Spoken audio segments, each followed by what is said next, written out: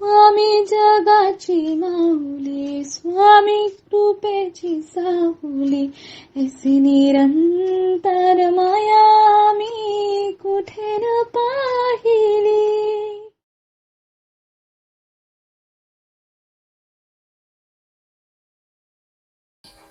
श्री स्वामी समर्थ.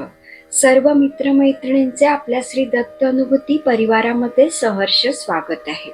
स्वामींची कृपा तुमच्यावरती निरंतर राहू दे.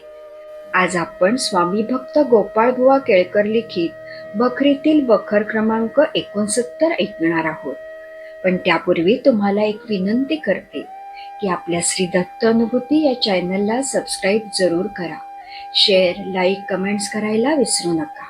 आणि तुमच्याकडे ही दैवी अनुभव असतील तर ते आपल्या 9137411207 या नंबरवर व्हॉट्सअप करा. आपण ते हजारो भक्तांपर्यंत पोहोचूया, भक्तीचा प्रसार करूया आणि आनंद पसरूया. श्री स्वामी समर्थ. बखर क्रमांक 69. एक पंजाबी गृहस्थ.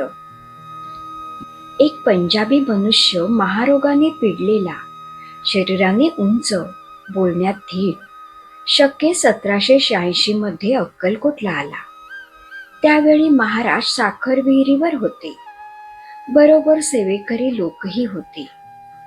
पंजाबी श्रींना दंडवत घालून पुढे उभा राहिला आणि म्हणाला, आप बहुत चमत्कार करते हो, यह सुनकर मैं आया हूं.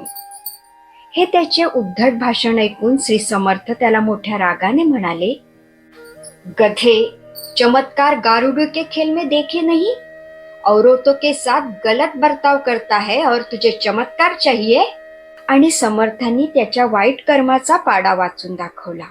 हे समर्थांचे सर्वज्ञपणाचे भाषण ऐकताच तो पंजाबी मनातल्या मनात विरघळला व 2 घटकात तटस्थ उभा राहिला व आपल्या कर्माचा पश्चाताप होऊन स्वामींना अनन्य शरणागत होऊन सेवेकरता राहिला. 2 महिने झाल्यावर त्या रोगापासून मुक्त होऊन श्रींचा निरोप घेऊन आपल्या देशाला परत गेला. येथे कथा क्रमांक 69 समाप्त होते. श्री स्वामी समर्थ.